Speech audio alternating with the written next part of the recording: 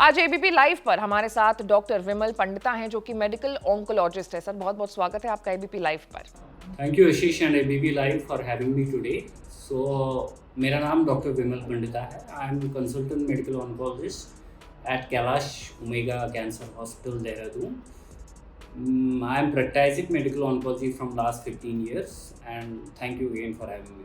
सबसे पहला सवाल आपसे ये है कि कैंसर होने के मुख्य कारण आखिर क्या है? अगर हम रिस्क फैक्टर की बात करें तो ये दो टाइप के हो सकते हैं, एक मॉडिफाइबल रिस्क फैक्टर्स, एक नॉन मॉडिफाइबल रिस्क फैक्टर्स। अगर हम नॉन मॉडिफाइबल रिस्क फैक्टर्स की बात करें तो उसमें आता है एज। सो जितना एज बढ़ता जाता है इसका इंसिडेंस बढ़ेगा इसोफेजियल कैंसर्स में। यूजुअली ये यंग पेशेंट्स में नहीं देखा जाता है, middle age to old patients में देखा जाता है। सेम जो नॉन मॉडिफाइबल रिस्क फैक्टर्स है दैट इज सेक्स, मतलब मेल पेशेंट्स में ज़्यादा होता है कंपेयर टू फीमेल पेशेंट्स में। So these are non modifiable. अगर हम अब मॉडिफाइबल रिस्क फैक्टर, सो जो इसकी अच्छी रिलेशन है risk factor that is smoking. तो smoking is one of the biggest risk factors of esophageal cancers. कोई हैवी अल्कोहल इंटेक करता है that is again a risk factor for this esophageal cancer. Third is Barrett's esophagus. Barrett's esophagus एक pre malignant condition है जहाँ पे एक patient को chronic acid reflux होता रहता है। तो उसकी वजह से लोअर इसोफेगस में, जो लोअर एंड है इसोफेगस में, उसमें चेंजेस आती रहती है जो अल्टीमेटली कैंसर में कन्वर्ट होता है। So Barrett's esophagus is again risk factors. Second is अगर नीचे का इसोफेजियल वाल्व अच्छी तरह काम नहीं करता है जिसको हम एक्लेजिया कार्डिया कहते हैं। और अदर रिस्क फैक्टर्स है, कोई ओबीस है बहुत ज़्यादा, और डाइट है जो लो है फ्रूट्स एंड वेजिटेबल्स में। So these are some of the other risk factors. क्या आज की लाइफस्टाइल कैंसर के मामलों को बढ़ा रही है? तो बेसिकली अवेयरनेस मत इसलिए इम्पोर्टेंट हो रहा है to raise the awareness among the masses कि this is an oesophageal cancer. Esophageal cancer होता है, फूड पाइप का कैंसर होता है, वो कैसे प्रेजेंट कर सकता है। अगर आपके पास ऐसे सिम्टम्स हैं तो आपको क्या करना चाहिए, आपको डॉक्टर के पास आना चाहिए, जांच करवानी चाहिए, बहुत देर तक इग्नोर नहीं करना। अगर आपको इनवॉलंटरी वेट लॉस हो रहा है, जो आपको समझ नहीं आ रहा है क्यों वेट लॉस हो रहा है, इसके लिए आना है। So because that can again be a major risk factor for oesophageal cancer. So this is just to in our society just to raise the awareness about esophageal cancer. That's why we celebrate esophageal cancer this month.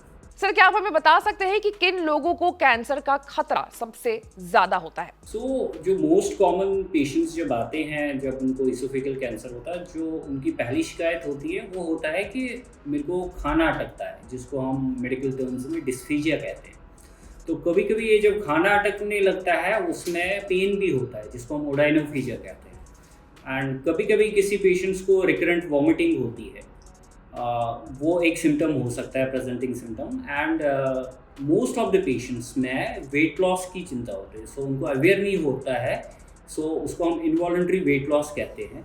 So in addition to there are some other symptoms like किसी को खांसी हो रही है, किसी को chest pain हो रहा है। सो ये मोस्ट कॉमन सिम्टम्स है जो पेशेंट प्रेजेंट करता है। सर इसके अलावा क्या जेनेटिक कारण भी कैंसर के लिए जिम्मेदार हो सकते हैं? जब कैंसर की कोशिकाएं डेवलप होती है इसोफेगस में, तो इसोफेगस है एक मस्कुलर ट्यूब है जो हमारा फूड और वाटर कैरी करती है हमारे थ्रोट से लेके हमारे स्टोमक तक। तो जब इसकी इनर लाइनिंग में कैंसर स्टार्ट होने लगता है तो उसको हम इसोफेजियल कैंसर कहते हैं।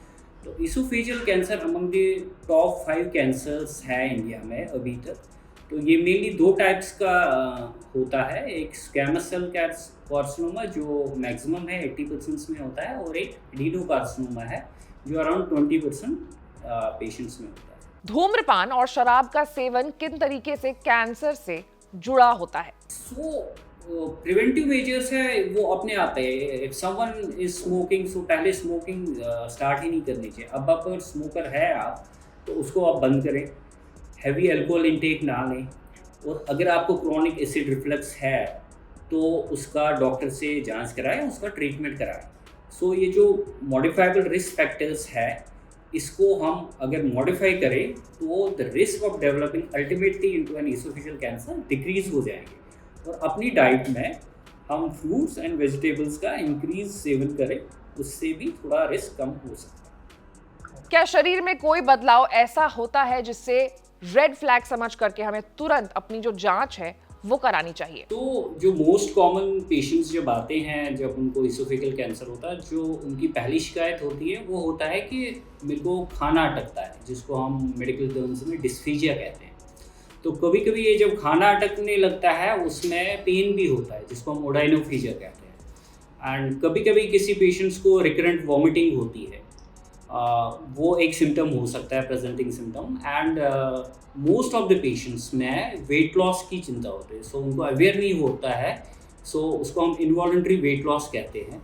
So in addition to there are some other symptoms, like किसी को खांसी हो रही है, किसी को चेस्ट पेन हो रहा है। सो ये मोस्ट कॉमन सिम्टम्स है जो पेशेंट प्रेजेंट करता है।